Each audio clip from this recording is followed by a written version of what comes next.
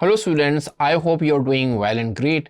I am Abdullah, your chemistry instructor from tutorial.pk और अब हम इस चैप्टर 13 की एक्सरसाइज को स्टार्ट करते हैं कि जिसमें सबसे पहले हम MCQs को स्टडी करेंगे। तो student encircle the correct answer. पहला MCQ है which compound found in every living cell serve as information and control centre. यानी स्टूडेंट कौन सा कंपाउंड है जो कि तमाम लिविंग सेल में होगा और वो काम करेगा इंफॉर्मेशन एंड कंट्रोल सेंटर का। उसमें या तो अमाइनो एसिड हो सकते हैं, प्रोटीन हो सकते हैं, लिपिड्स हो सकते हैं या DNA। तो स्टूडेंट याद रखें कि हमने अपने लेक्चर में पढ़ा है कि DNA में सारी इंफॉर्मेशन होती हैं जो कि जेनेटिक कंट्रोल भी करती है और आगे ये ट्रांसफर भी करती हैं। सो होपफुली आपको पहला MCQ अच्छे से समझ आ गया होगा। बढ़ते हैं नेक्स्ट MCQ की तरफ। Plant converts glucose into starch, lipids, proteins and amino acids. याद रखें प्लांट जो है वो ग्लूकोज को स्टार्च में कन्वर्ट करते हैं, ऐसा आपकी बुक में भी लिखा हुआ है और मैंने डिटेल में इसको बताया भी है। बढ़ते हैं थर्ड की तरफ। ग्लूकोज का स्टूडेंट फार्मूला देखें तो फार्मूला है C6H12O6। तो यहाँ से आपको समझ आना चाहिए 6 का मतलब मैंने आपको बताया था हेक्सा से निकला है, तो ये आपका हेक्सोज होगा, यानी ऑप्शन डी आपका राइट आंसर होगा। पढ़ते हैं नेक्स्ट MCQ की तरफ। Which is not a dextrose sugar. तो स्टूडेंट मैंने आपको बताया था कि ग्लूकोज, मैनोज और गैलेक्टोज ये तीन वो आपके मोनोसेक्राइड हैं जो कि गैलेक्टोज शुगर होंगे, लेकिन जो फ्रुक्टोज है वो यहाँ पे शामिल नहीं है, तो fructose is not a dextrose sugar. So student आपको ये अच्छे से समझ आ रहा होगा। बढ़ते हैं raffinose on hydrolysis forms which simple sugar.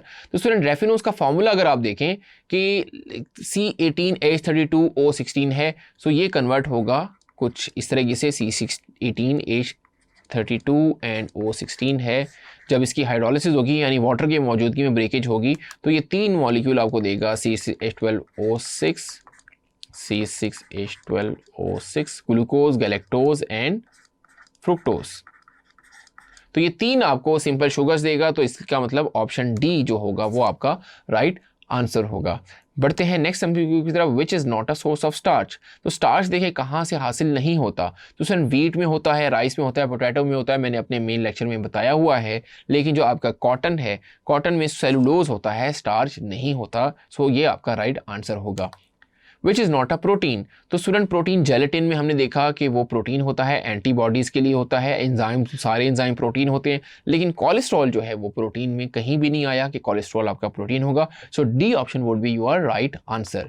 फिर चलते हैं सोप्स एंड डिटर्जेंट, ये कहाँ से बनते हैं। तो स्टूडेंट फैट्स एंड ऑयल्स, ये हमने बार बार इसको देखा है कि फैट्स एंड ऑयल्स मिलके आपको सोप्स एंड डिटर्जेंट्स बना रहे होते हैं। सो होपफुली आपको ये क्लियर हो गया होगा।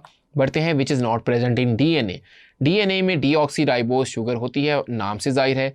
राइबोज शुगर स्टूडेंट नहीं होती, तो बी ऑप्शन ही आपका एक्चुअली क्या हो जाएगा राइट आंसर। इसमें फॉस्फेट यूनिट भी होता है, नाइट्रोजनस बेस भी होती है, ये सारी बातें हम पढ़ के भी आए हैं। बढ़ते हैं फाइनल MCQ की तरफ।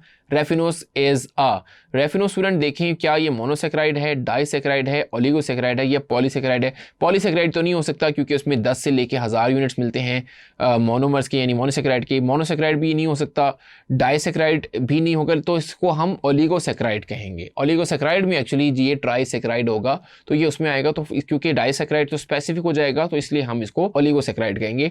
होपफुली स्टूडेंट आपको सारे MCQ अच्छे से समझ आ गए होंगे। Thank you.